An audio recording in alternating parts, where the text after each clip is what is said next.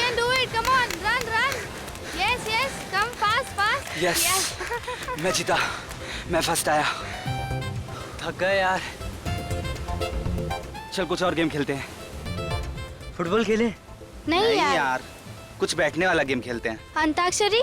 नहीं।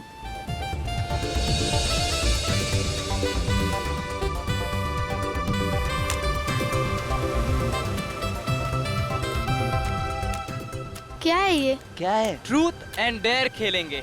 अच्छा है। अच्छा। अच्छा आइडिया है हाँ, ना? हाँ। Let's play. Ready guys? Ready. Manik गया। बोल मानिक, ट्रूथ या डेयर? डेर, बोल क्या करना है? पक्का पलटेगा तो नहीं? नहीं पलटूंगा यार, बोल। जाके हम सब के लिए नारियल पानी लेके आ, वो भी अपने पैसों से। गया आज ये। देख लूंगा यार, तेरी बारी आने दे। 5 स्टार होटल में पार्टी लूंगा। जा जा जा। रोहन रोहन, बोल ठाकुर, सच बोलेगा या करतब दिखाएगा? सच बोलूं और तेरे सामने? हम तो करतब दिखाएंगे। चल ठीक है, फिर जा उस समंदर में जाके डुबकी मार, वो भी 5 मिनट तक। ठीक है मी, तुझे पता है ना कि मैं तैर नहीं पाता हूँ। तो मैंने कब बोला तुझे तैरने को? मैं तो बोल रहा हूँ जाके डुबकी लगा। 5 मिनट कैसे रह पाएगा वो? Be fair. चल ठीक है, तेरे लिए 2 मिनट, इतना तो कर सकता है ना डरपोक? ठीक है मी, मैं डरपोक नहीं हूँ। हाँ मैं तो कहता हूँ तू जागृति की चूड़ियाँ पहन ले। ठीक है मी, चुप हो जा वरना। क्या करेगा है? एमी, चुप हो जा तू। क्या करेगा तू? रुक क्या जा। मैं करेगा मार दूंगा। बता ना। रुक जा। क्या करेगा? अरे अरे रुको। मार दूंगा तुझको, मैं क्या बोल रहा करेगा हूँ। है? अरे रोहन रुक जा, उसमें कुछ है। दिखा, ये इसको क्या है? खोल के देखते हैं।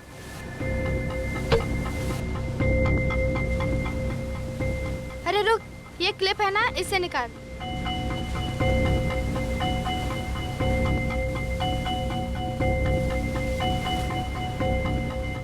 Thank you.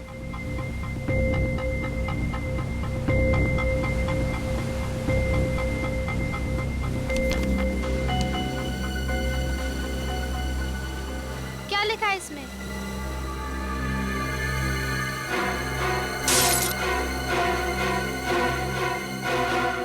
मेरे भाई ने मुझे गोली मार दी है और मैं मर रहा हूं। उसे इसकी सजा मिलनी चाहिए, उसने मेरा भरोसा तोड़ा है। मैं उससे मिलने इतनी दूर अपने शहर जा।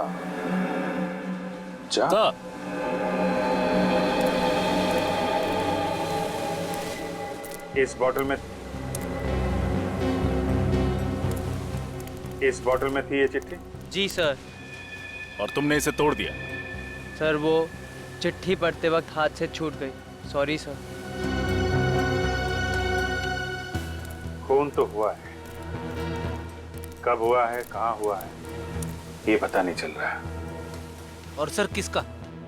सिर्फ एक चिट्ठी और इस टूटी हुई बोतल से कैसे पता लगाएंगे? सर सिर्फ इतना ही लिखा है कि उसके भाई ने उसे मारा है। उसका भाई कहाँ है, कौन है उसका भाई, कुछ भी नहीं लिखा है। और लिखते लिखते वो अटक गया, यानी कि उसकी सांस अटक गई होगी। नहीं पूर्वी, सांस नहीं अटकी होगी। नहीं तो वो चिट्ठी को बोतल में डाल के समुद्र में कैसे फेंक पाता? जरूर कुछ और हुआ होगा, कुछ अचानक। शायद वो खूनी वापस आ गया हो और हड़बड़ी में आके उसने सेंटेंस को आधा छोड़ दिया, चिट्ठी को बोतल में डाला और समुद्र में फेंक दिया। मगर एक बात पक्की है, ये बॉटल, उस आदमी ने ये बोतल समंदर के बीच में ही फेंकी होगी, शायद किसी टापू से या शिप से। ये आदमी आया कहाँ से था? इस पर लिखा है ना, मैं उससे मिलने इतनी दूर अपने शहर जा से आया। जा से क्या आ सकता है? JA, Jamshedpur, sir Jabalpur, Jammu, Jaipur. जा से जापान। बेटी, इस केस की तह तक जाना ही पड़ेगा। हाँ सर, लेकिन कैसे? न खूनी का पता है, न मरने वाले की पहचान। हमारे पास तो कोई लाश भी नहीं है, बल्कि हमें तो ये भी नहीं पता है कि ये बोतल कितने साल पहले फेंकी गई थी। मानता हूँ रजत, मामला मुश्किल है, मगर जरा सोचो, जिस आदमी ने मरते मरते न्याय के लिए इतनी कोशिश की है, देर से सही लेकिन उसे न्याय तो मिलना ही चाहिए।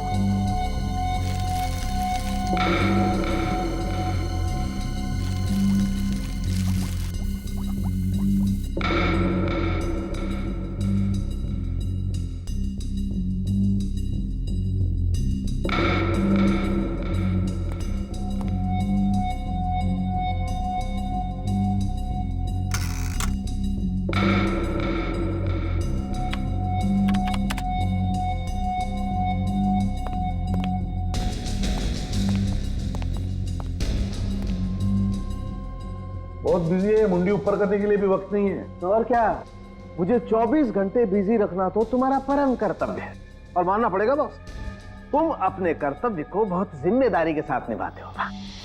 मेरी तारीफ कर रहा है या? तारीफ बॉस, 100% तारीफ। तो फिर बता, क्या पता चला? इस बार ज्यादा कुछ पता नहीं चला बॉस। हथियार डाल दिया ना सालों की? अरे बस क्या है, मैं इस बॉटल को अच्छी तरह से चेक करके कुछ और पता लगाने की कोशिश कर रहा था बॉस, लेकिन साळुंखे, हमारे पास ये बॉटल और वो चिट्ठी, सिर्फ 2 ही सुराग है। और फिर ये भी पता नहीं कि खून 1 साल पहले हुआ या 10 साल पहले। इसलिए रो मत। एक मिनट, रो नहीं रहा, 1 मिनट ठहरो जरा।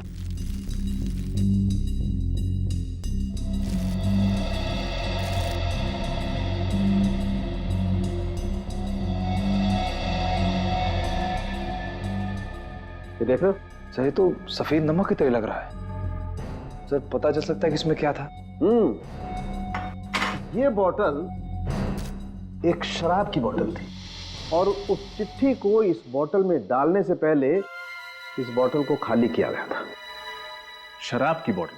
हाँ राजू, अल्कोहल टेस्ट एकदम पॉजिटिव है। अच्छा साळुंखे, तू बता सकता है इस बोतल में कितनी पुरानी शराब थी?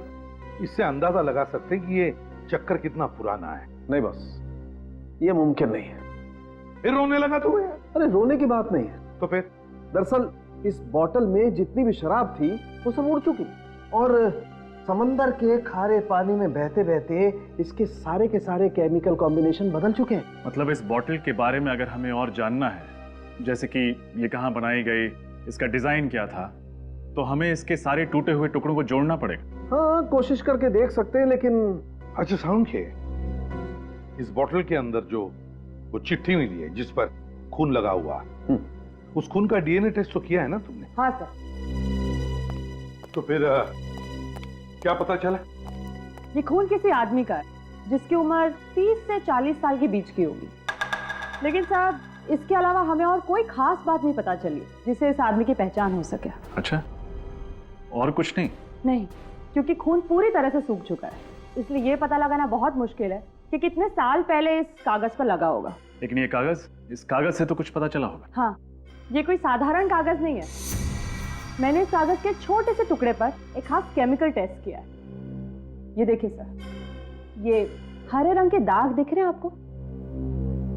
हाँ, ये क्लोरोफिल के दाग है जो हरे पत्तों पे पाए जाते हैं, प्लांट सेल्यूलोज। सर, ये कागज कोई मशीन में बनाया हुआ कागज नहीं है, इनफैक्ट हैंडमेड पेपर है जो सूखे फूल और पत्तों से बनाए गए। और एक बात सर, इस पेपर पर यहाँ पर मुझे कुछ एम्बॉस किया हुआ दिखा है।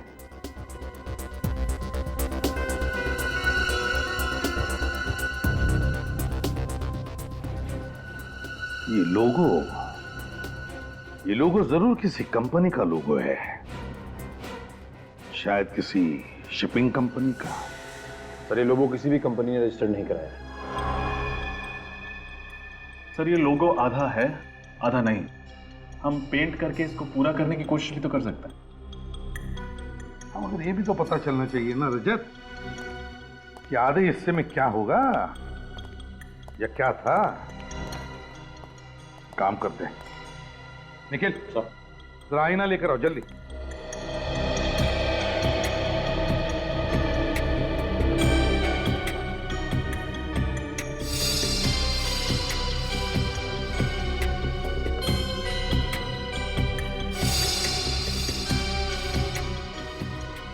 ये देखो सर, रिफ्लेक्शन में तो साफ दिख रहा है, बी अक्षर, कैपिटल बी।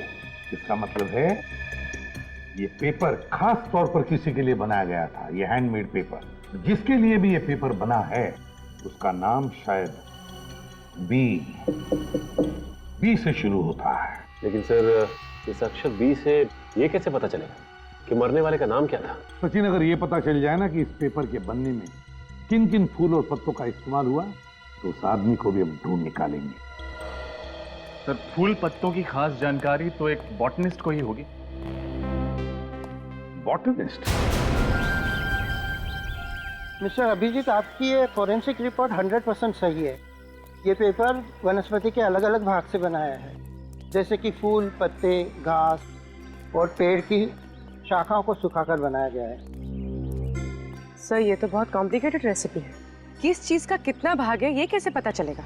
अगर आप चाहे तो इस पेपर के मैं सारे भाग, सारे कंपोनेंट अलग करके आपको दे सकता हूँ, लेकिन पहले मुझे पता तो चले कि आप एग्जैक्टली जानना क्या चाहते हैं। जानना तो हमें ये है सत्कार जी कि जिस आदमी ने ये नोट लिखा है वो कौन था और रहता कहाँ था।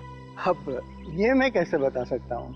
ठीक है, फिर आप ये बता दीजिए, ये जो पेपर जिन फूल और पत्तों से बना है वो कहाँ पाए जाते हैं? सर, इसके लिए मुझे थोड़ा वक्त चाहिए, कुछ टेस्ट करने पड़ेंगे और टेस्ट के वक्त शायद ये नोट खराब हो सकता है। नहीं, आप उसकी चिंता मत कीजिए, इसका फॉरेंसिक एग्जामिनेशन हो चुका है।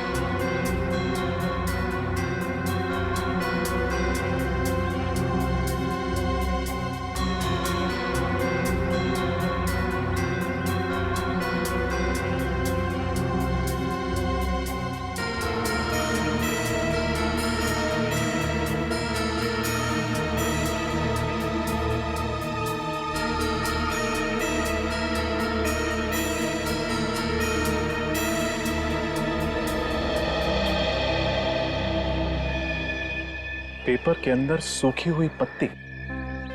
ऐसा ही एक स्पेसिमेन मेरे पास भी है।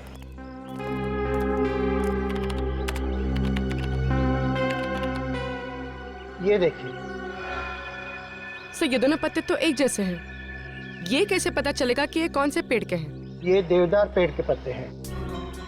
देवदार? ये देवदार तो मैदानी इलाकों में पाए नहीं जाते हैं, पहाड़ी इलाकों में मिलते हैं ना, ये हिल स्टेशन पे। जी सर, 1800 से 3000 मीटर की ऊंचाई पर ये देवदार के घने जंगल होते हैं। सर, मतलब विक्टिम बी पहाड़ी इलाकों में रहने वाला था? हिमाचल प्रदेश या उत्तराखंड का हो सकता है। विक्टिम बी ने लिखा है कि वो ऐसी जगह रहता था जिसका नाम जे से शुरू होता है। सत्कार साहब, आपका लैपटॉप यूज कर सकते हैं? जी बिल्कुल। अब देखो, सर्च करो, कोई जगह ऐसी है कि जो जे से शुरू होती है?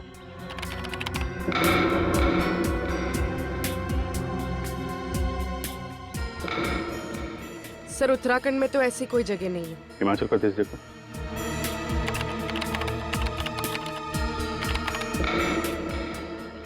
सर, ये देखिए, जंतवाड़ी। और ऐसी कोई जगह नहीं है जो जे से शुरू होती है। गुड, चलो कम से कम ये तो पता चल गया कि विक्टिम बी हिमाचल प्रदेश का है, शायद जंतवाड़ी का। किसका खून हुआ साहब जी? कोई हमारी जंतवाड़ी का था क्या? हाँ, हमें शक है कि वो आदमी जंतवाड़ी का ही रहने वाला था। तो साहब, इतने सालों में हमारे कस्बे में तो ऐसा कुछ हुआ नहीं सर कभी। शायद वो आदमी पहले यहाँ पे रहता था, बाद में किसी और शहर में बस गया हो। अच्छा साहब, अब हम आपकी मदद कैसे करें ये बताइए। ये कागज देखकर। ये कागज? अब इसे देख के हम आपको क्या बताएं साहब? देखो, हमें ये पता करना है कि जंतवाड़ी में ऐसी कोई मिल है क्या जहाँ पे ऐसे हैंडमेड पेपर्स बनाए जाते हैं? नहीं साहब, ऐसा तो कोई मिल नहीं है इधर। अच्छा, ये फूल और देवदार के पत्तों को सुखा के कागज बनाया जाता था ना, वो यहाँ पे कहीं बनता है क्या? कोई ऐसा आदमी हो जो बनाता हो? अब भी नहीं है, मगर पहले था। पहले था? हाँ साहब जी, कुछ साल पहले देवदार के पेड़ों को काटने पर पाबंदी लगाई गई थी, मगर उससे पहले देवदार के पत्तों से ऐसे कागज एक वर्कशॉप में बनते थे। कौन चलाता था ये वर्कशॉप? मुंगेरी लाल। माल रोड से नीचे जाके बाईं ओर, पर अब वो उस जगह पर एक प्रिंटिंग प्रेस चलाता है। आप ये पेपर देखिए, ये आपके हैंडीक्राफ्ट वर्कशॉप में बनाया गया? हाँ, ये कागज मैंने बनाया था। मेरा मतलब पूरा राइटिंग पैड मैंने बनाया था। किसके लिए बनाया था ये? अब जमींदार साहब के लिए, कुमार जी, उनका ही ऑर्डर था। उन्होंने खासतौर से कहा था कि उनके परिवार के हर सदस्य के नाम पे लेटर पैड बनाया जाए और सबके नाम की पहला अक्षर लेटर पैड पे छापा जाए। अच्छा, उनके परिवार में किसका नाम है जो बी से शुरू होता है? नहीं साहब, नहीं जानता। हवेली कहाँ उनकी? साहब, आप माल रोड से आए ना, पीछे जो टेकरी है ना, उसी पर हवेली है। Thank you.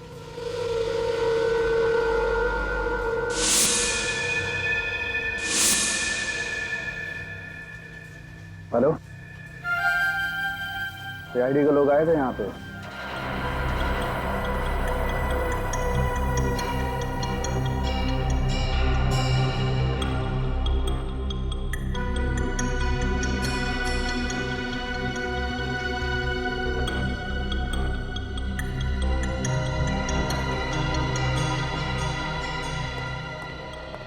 रजा, बॉटल बन गई? यस सर, हो गया। Wonderful, very good. सर, ये बॉटल की एक तरफ किसी कंपनी का लोगो छपा हुआ है। हाँ, ठीक है। और बॉटल की दूसरी तरफ 50 एम्बॉस्ड है।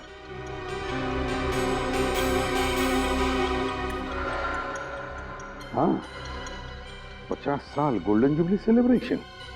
हो सकता है स्पेशल एडिशन के लिए कोई खास बॉटल बनाई हो। हाँ, हो सकता है। एक काम करो, इंटरनेट से पता लगाओ ये लोगो किस शराब बनाने वाली कंपनी का है।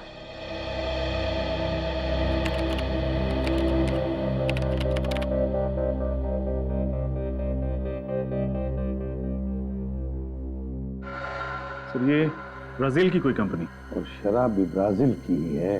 लेकिन ये बोतल और उसके अंदर की चिट्ठी मिली हिंदुस्तान में, और मौत हुई किसी हिंदुस्तानी की।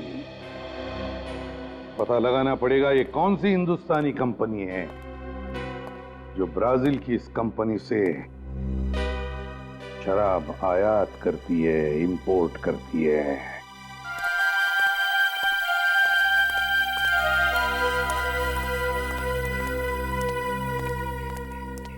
हवेली का हाल तो बड़ा बुरा है।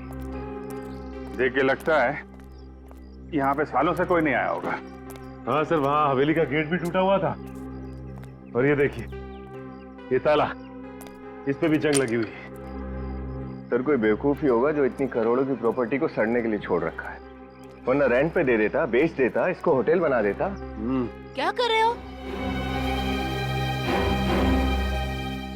अच्छे घर के लगते हो। कुमार जी के बंगले में कैसे आए? किसको पूछकर फाटक लांग कर गए हो? देखिए, आप गलत समझ रही हैं। हम लोग तो रिश्तेदार हैं, कुमार जी के रिश्तेदार हैं। बाहर रहते हैं ना हम लोग, अमेरिका में। तो काफी सालों बाद यहाँ आए तो सोचा कुमार अंकल से मिल ले। यहाँ तो सब कुछ बंद पड़ा है और कुमार अंकल फोन भी नहीं उठा रहे हैं। नंबर वंबर बदल गया क्या उनका? जमींदारों के यहाँ पर मेहमान बनकर तो बहुत लोग आते हैं, पर आप लोगों को इससे पहले यहाँ नहीं देखा है। वो हम लोग दूर के रिश्तेदार हैं। क्या है कि काफी सालों से यहाँ आए नहीं है, तो आपने इसीलिए देखा नहीं होगा। आप पड़ोस में रहती हैं क्या? जी हाँ, मैं यहीं पे रहती हूँ। कुमार जी से तो घर जैसा नाता है। ये हवेली गुंडों का अड्डा ना बन जाए, इसीलिए नजर रखती हूँ। गुंडों का अड्डा? क्यों, कुमार अंकल के यहाँ कोई नहीं रहता क्या? यहाँ पे सब उल्टा पुल्टा हो गया है। अब कुमार जी का परिवार यहाँ पे नहीं रहता है, मुंबई में रहता है। कब से? 2005 से। क्यों है ऐसा क्या हो गया? कुमार अंकल हवेली छोड़ के मुंबई चले गए? उनका वो बड़ा बेटा है ना, विक्रम। विक्रम ने क्या किया? वो घर संपत्ति के झगड़े में किसी रिश्तेदार को उसने चाकू मार दिया था। ये विक्रम भी ना, बेचारे कुमार अंकल कितना परेशान हुए होंगे।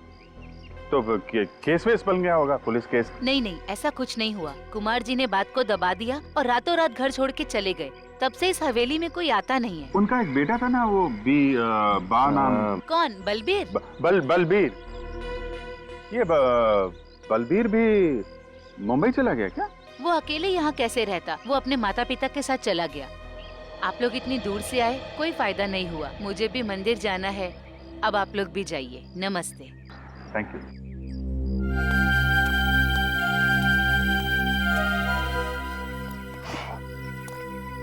चलो कम से कम ये तो पता चल गया कि मरते वक्त जिस आदमी ने चिट्ठी लिखी थी उसका नाम बलबीर था। सर नाम तो पता चल गया, लेकिन ये कैसे पता चलेगा कि उसे गोली किसने मारी?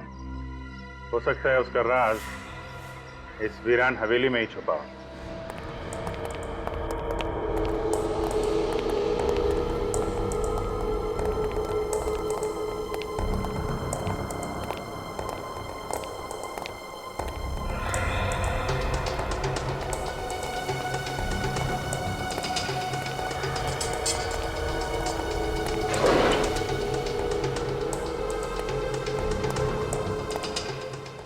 चेक करो, शायद कोई काम की चीज मिल जाए।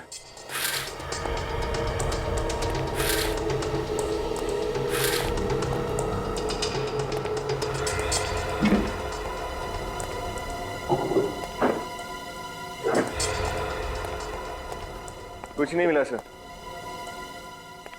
सब हाँ सचिन,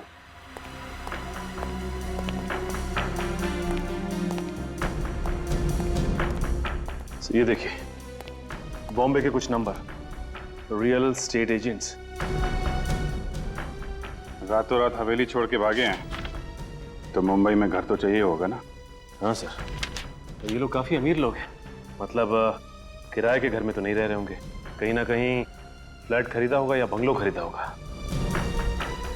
ये फ्लैट खरीदा या बंगलो, ये तो स्टेट एजेंट्स ही बताएंगे। मैंने ये जो बाहर औरत मिली थी ना, रजनी, उससे इस घर में रहने वालों के स्केच बनवाना। यस सर, ये शराब इंडिया में सिर्फ 3 कंपनियां इंपोर्ट करती हैं और उनमें सबसे बड़ा इंपोर्टर मैं हूं। और इस पे जो 50 का मार्क क्या है? ब्राजील की कंपनी ने जब 50 साल पूरे किए तो उन्होंने एक स्पेशल कंसाइनमेंट तैयार की थी, limited edition. Limited edition? Yes sir, special edition.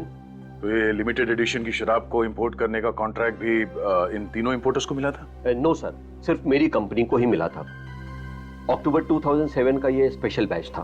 अक्टूबर 2007 का लिमिटेड एडिशन। मुझे लगता है कि इस बलवीर का मर्डर उसी समय हुआ होगा। मिस्टर उत्तम, हमें लगता है कि बलवीर का खून किसी शिप में हुआ था। क्योंकि आप ये शराब इंपोर्ट करते हैं तो आप इसे सप्लाई भी करते ही होंगे।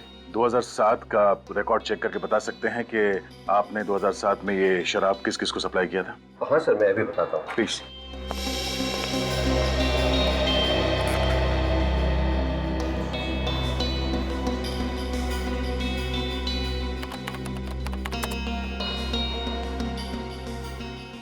ठीक है सर, अक्टूबर 2007 में ये शराब 2 क्रूज शिप पर सप्लाई की गई थी, एक जेडियो और दूसरा डीएल क्रूज लाइन। जेडियो पर ये कंसाइनमेंट समय पर नहीं पहुंचे सर, इसलिए कंसाइनमेंट लिए बगैर ही उससे रवाना हो गई। दूसरी शिप अक्टूबर 2007 में ये शराब डीएल क्रूज लाइन पर 60 बॉटल का कंसाइनमेंट गया था। थैंक यू उत्तम जी, थैंक्स अ लॉट। लेकिन मैं क्या करता, कुछ पार्टियां होती हैं ऐसी हैं सर। ये कितने साल पुरानी बात है? ये जून 2005 की मैडम। जून 2005 यानी 7 साल पुरानी। हाँ मैडम। फिर भी ऐसे स्पेशल क्लाइंट्स का चेहरा तो आपको याद होगा ही। हाँ मैडम, याद है ना सर। ये फाइल मिल गई। ये देखिए, ये देखिए, ये उनके पासपोर्ट साइज फोटो भी हैं और उनके सिग्नेचर हैं इस पेपर पर। इसका मतलब हम लोग सही राह पर हैं। अच्छा, आपने कहा था कि 3 घरों का सौदा हुआ था, राइट? हाँ सर।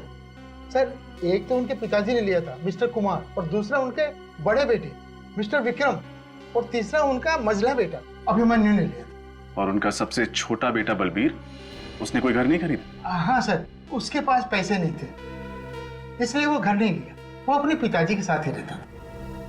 Thank you. सब बलबीर के पास उतने पैसे नहीं थे कि वो घर खरीद सके या कोई घर किराए पे ले। फिर उसे मारकर उसके बड़े भाइयों को क्या फायदा होता? इसका जवाब तो वो दो भाई लोग ही दे सकते हैं पूर्वी। पर सर उससे पूछेंगे कैसे? 7 साल हो चुके इस बात को, पता नहीं बस वक्त कहाँ होंगे। उन्होंने मुंबई महानगरी में घर खरीदे थे और एक बार जो मुंबई में बस गया वो जल्दी कहीं और नहीं बस सकता। इस एड्रेस पर चल के देखते हैं, शायद वो आज भी इसी शहर में हो। डीएल क्रूज लाइनर हमारी ही कंपनी की क्रूज लाइनर थी। हाँ सर, शिप पुरानी हो गई थी इसलिए 2009 में उसे शिप ब्रेकिंग के लिए शिपयार्ड में भेज दिया गया। और आप जिस सफर के बारे में जानना चाहते हैं वो 3 अक्टूबर 2007 में हुआ था। सर मेरा यकीन मानिए उस शिप पर कोई मर्डर नहीं हुआ था। आप हमारा यकीन कीजिए कि उस शिप में एक आदमी का मर्डर हुआ था। सर मैं यहाँ 9 साल से काम कर रहा हूँ और मेरे जहाज पर कोई मर्डर हो और मुझे पता ना हो, ऐसा तो हो नहीं सकता। 3 अक्टूबर 2007 उस जहाज में जितने भी लोग थे स्टाफ में, उनका नाम तो याद होगा ना आपको? बुलाइए उन्हें जल्दी। जी सर। सुरेश तुम और राहुल मेरे कैबिन में आओ।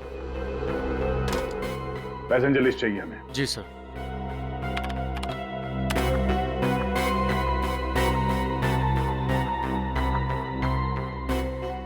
बलबीर कुमार का नाम लिस्ट में है? हाँ सर, पर वो। हाँ सर। सर ये है राहुल और ये सुरेश। 3 अक्टूबर 2007 के दिन डीएल क्रूज पर ये दोनों ही थे। यस सर, उस जहाज के हर सफर का हिस्सा रहे हैं हम। पर प्रॉब्लम क्या है सर? प्रॉब्लम क्या है हम बताते हैं आपको। उस जहाज पे बलबीर नाम के एक पैसेंजर का खून हुआ था। खून? पर हमें तो वहां पर कोई लाश नहीं मिली सर। चलिए मान लिया कि आपको कोई लाश नहीं मिली, लेकिन एक बात तो तय है, ये आपकी शिप से एक पैसेंजर गायब हुआ था।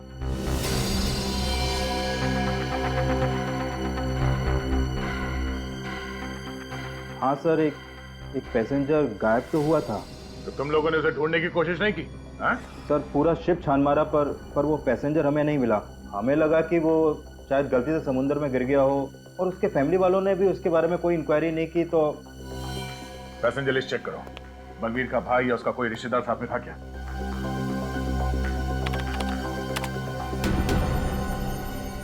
नहीं सर, वो अकेला था। इसका मतलब यही हो सकता है कि बलबीर का भाई गलत नाम से एक झूठी पहचान पर सफर कर रहा था। हमें यहाँ बुलाने की वजह क्या है? आखिर चल क्या रहा है? बलबीर की मौत का आपको कैसे पता चला? और आप लोग इतने यकीन के साथ कैसे कह सकते हैं कि वो बलबीर ही था? आप लोगों को किसने बताया? इस चिट्ठी ने। बलबीर ने आपसे खुद कहा कि वो मर चुका है? जी हाँ। मगर कैसे? मैंने कहा ना इस चिट्ठी से। इसमें बलबीर ने अपनी मौत के बारे में खुद लिखा है जब वो 3 अक्टूबर 2007 डीएल इंडिया नाम के जहाज से सफर कर रहा था। बलबीर ने लिखा है कि मेरे भाई ने मुझ पर गोली चलाई, उसे सजा दिलवाना, मेरा विश्वास तोड़ा है। उसको मिलने के लिए मैं यहाँ बहुत दूर अपने शहर ज का मतलब है जंतवाड़ी, जहाँ से आपके परिवार के बारे में हमें पता चला। बलबीर मर चुका है 2007 में, हमें पता ही नहीं चला। तो जब उसकी मौत के बारे में हमें पता ही नहीं है तो हम कैसे मार सकते हैं उसे? अगर बलबीर ने ही तो लिखा है ना कि उसके भाई ने उस पर गोली चलाई, और उसके भाई कौन है? आप दोनों, मिस्टर विक्रम और अभिमन्यु। डाइंग डिक्लेरेशन, एक मरते हुए आदमी का आखिरी बयान, कानून में बहुत मायने रखता है। सर उसने हमें क्यों दोषी ठहराया है जबकि 3 अक्टूबर 2007 को हम डीएल इंडिया नाम की शिप पे थे ही नहीं? सर आप चाहे तो पैसेंजर की लिस्ट चेक कर सकते हैं। सितंबर 2007 के बाद हम बलबीर से मिले ही नहीं। और एक बात, इस बात की क्या गारंटी है कि ये चिट्ठी बलबीर ने ही लिखी है? सर किसी ने हमारे साथ भद्दा मजाक किया है सर। मैं मानती हूँ कि इनकी बलबीर से ज्यादा बनती नहीं है, लेकिन इसका मतलब ये तो नहीं ना सर कि मेरे पति और देवर इस हद तक गिर सकते हैं। तो फिर इतने सालों तक आपने ये जानना जरूरी क्यों नहीं समझा कि बलबीर कहाँ है? भाई था आखिर वो इनका। सर हमारा बलबीर से पैसों और जंतवाड़ी की हवेली को लेकर प्रॉब्लम चल रहा था और इसी बात को लेकर वो हमसे नाराज था और हमारे माँ बाप के देहांत के बाद तो हमसे कोई नाता रखना ही नहीं चाहता था। एक बात आप सब लोग ध्यान में रखना, जब तक हमारी तहकीकात पूरी नहीं होती आप में से कोई भी ये शहर छोड़कर नहीं जाएगा, समझे? जा सकते हैं आप लोग।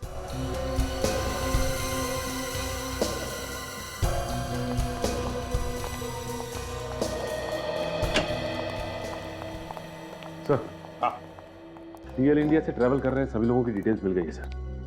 बाकी लोगों का तो पता चल गया है, लेकिन एक प्रत्युषा नाम की लड़की है जो गलत नाम से ट्रैवल कर रही थी, और तो और जो एड्रेस दिया था उसने वो भी गलत है सर। प्रत्युषा, तो हो सकता है ये लड़की उस भाई के साथ मिली हुई हो उस खून में, और ये भाई गलत नाम पे ट्रैवल कर रहा हो। लेकिन सर, पैसेंजर लिस्ट में बाकी जितने भी यात्री हैं उनके नाम और एड्रेस मैच करते हैं। मतलब सर, बलबीर के दोनों भाई सच बोल रहे थे? हाँ, बलबीर के दोनों भाई सच बोल रहे थे।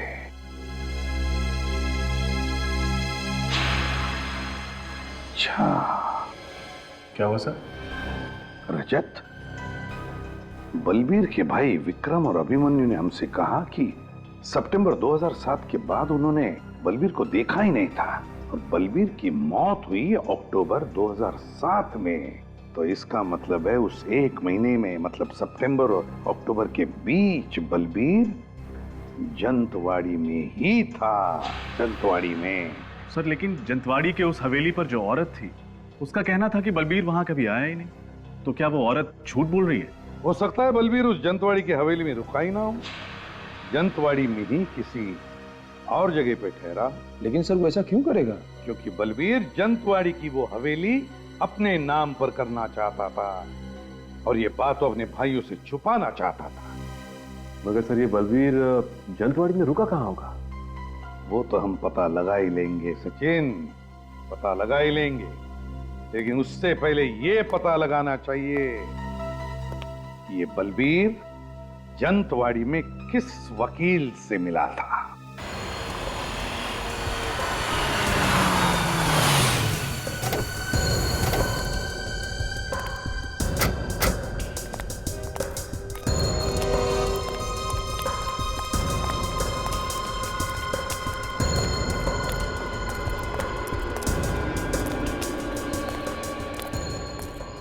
अरे अरे अरे, कहाँ जा रहे हैं साहब आप लोग?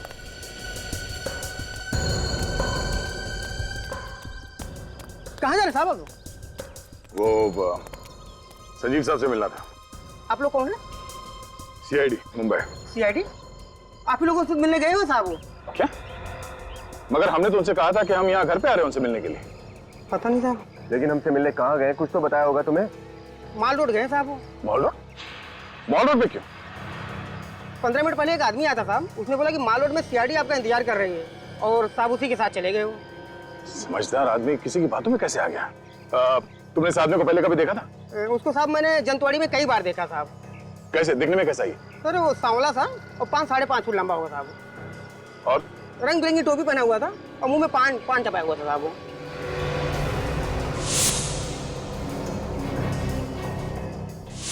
सर, हम इस आदमी से पहले मिल चुके हैं, कहीं ये वही तो? कैसे गए वो लोग? वो जो आदमी आया हुआ था साहब, उसी की गाड़ी से गए। कौन सी गाड़ी, किस रंग की गाड़ी? सफेद रंग की वैन थी साहब। संजीव की जान को खतरा है। चलो। रंग बिरंगी टोपी पहने हुए था, वो जो शिमला में पहनते ना, वो सफेद वैन देखी नहीं?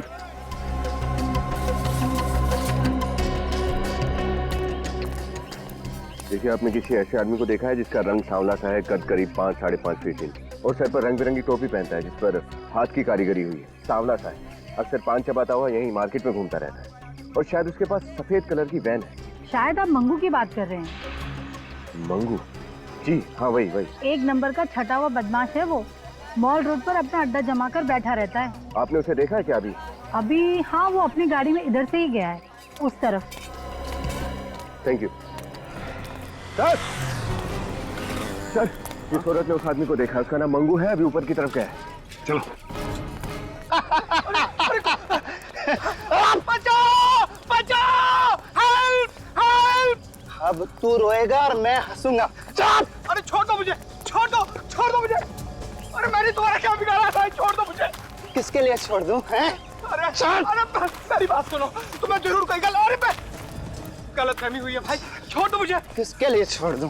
छोड़ दो मुझे। किसके लिए छोड़ दूं? अरे छोड़ दो मुझे। वकील बाबू, मुझे जाने दो प्लीज, मुझे जाने दो। मैंने तुम्हारा क्या बिगाड़ा है, प्लीज मुझे जाने दो। क्या है ना वकील साहब कि अगर आप जिंदा रहे तो बलबीर के बारे में सीआईडी को सब पता चल जाएगा। अब बलबीर का राज छुपाने के लिए मोटा पैसा लिए हैं। और क्या है वकील बाबू, आपकी जबान तो बंद होती नहीं है वकील साहब, मरना तो पड़ेगा ही ना आपको। देखो मैंने तुम्हारा क्या बिगाड़ा? तू मुझे क्यों मारना चाहते हो? मैंने तुम्हारा क्या बिगाड़ा? देखो मुझे जाने दो मुझे, प्लीज मुझे जाने दो, मुझे मत मारो।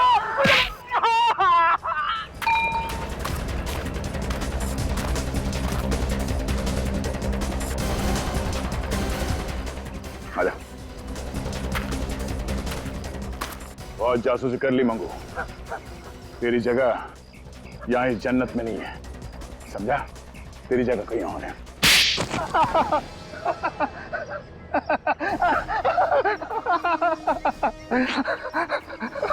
जो कुछ बताएगा सच सच बताना, वरना। साहब मुझे सिर्फ इंफॉर्मेशन देने के पैसे मिलते हैं साहब। जमींदार साहब के बेटे बलबीर के विषय में कोई भी पूछताछ करता है, बस मैं उन्हें एक फोन लगा देता हूँ सर। किसको बताता था? अब एक औरत है, मैंने उसे देखा नहीं है सर। औरत? तो संजीव जी सर। आपके मुताबिक बलबीर का झगड़ा उनके भाइयों से था? हाँ सर, खानदानी हवेली को लेकर भाइयों में खूब झगड़ा हो रहा था सर। तो बलबीर आपके पास यहाँ आया क्यों?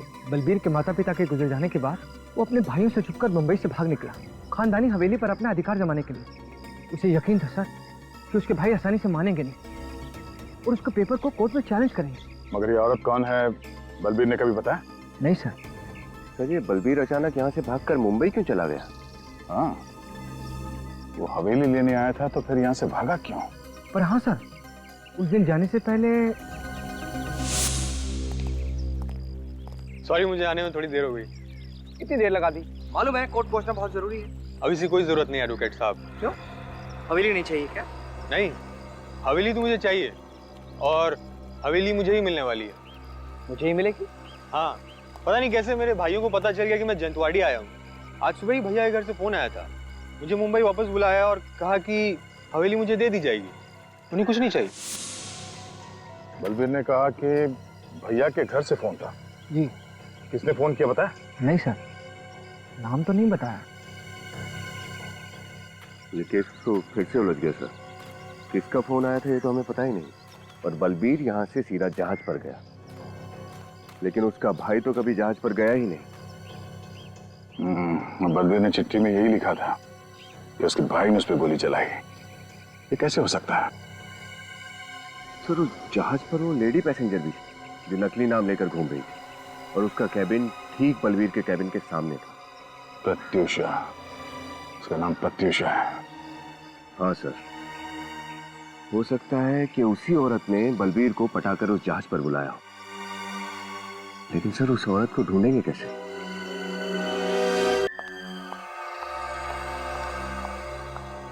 जी कहिए। हेलो मैडम, मैं डीएल क्रूज का मैनेजर हूँ। सॉरी इतनी रात को आपको डिस्टर्ब कर रहा हूँ। ओके। मैं एक जरूरी खबर लाया हूँ। खबर? कैसी खबर? हमारी शिप डीएल क्रूज पर मिस प्रत्यूषा ने 3 अक्टूबर 2007 को ट्रैवल किया था एग्जीक्यूटिव क्लास में। उन्हें लकी ड्रॉ में एक फ्री गिफ्ट कूपन मिली है हमारी नई क्रूज पर यूरोप के लिए। तो क्या मैं मिस प्रत्यूषा को पर्सनली ये फ्री गिफ्ट कूपन दे सकता हूँ? प्रत्यूषा?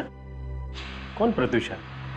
देखिए हमारे घर में इस नाम की कोई औरत नहीं रहती है, आप शायद गलत एड्रेस पे आए हैं।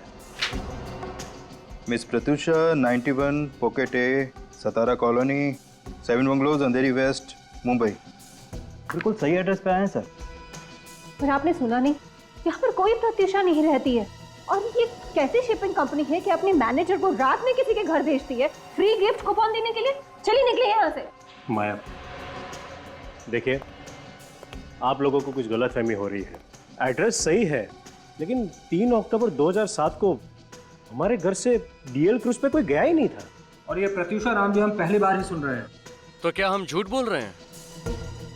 हम पवई से इतनी दूर आपको फ्री ट्रिप देने आए हैं। हमारे पास इंफॉर्मेशन बिल्कुल सही है, हमारे पास सारे पैसेंजर्स की लिस्ट है, ये देखिए। अरे आप लोग तो हाथ धोकर हमारे पीछे पड़ गए।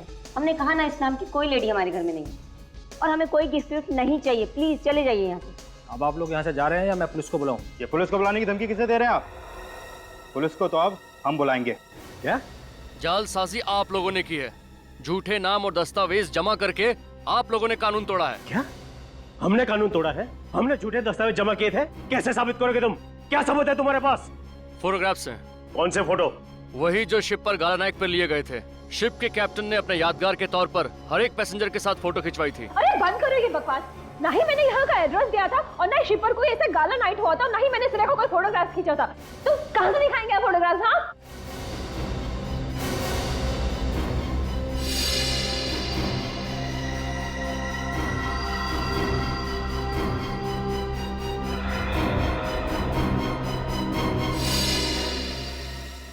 माया, क्या कहा तुमने?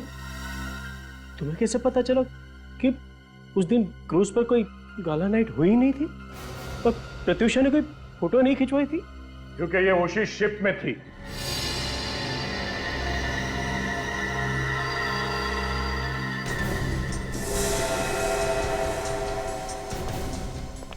राइट माया? या प्रत्युषा को? हाँ? क्यों मारा बलबीर को?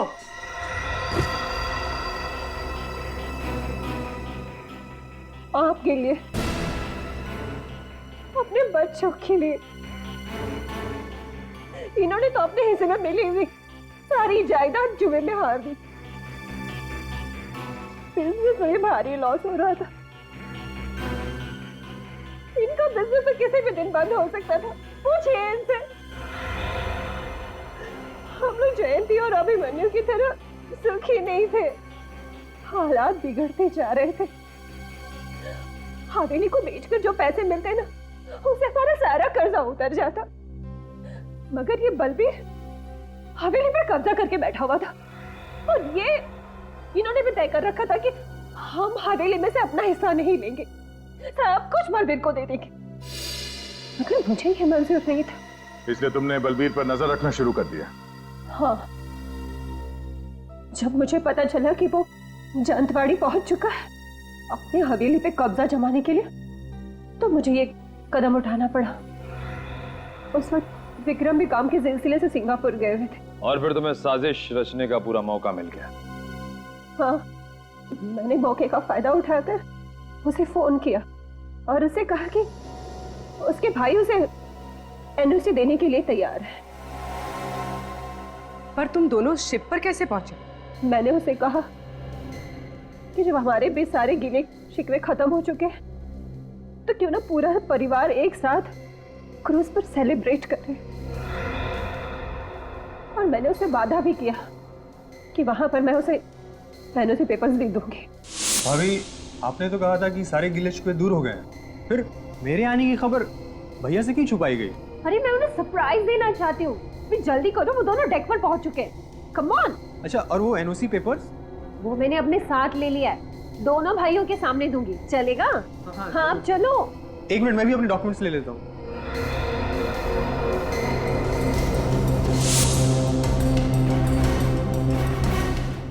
अरे ये आप क्या करी भाभी?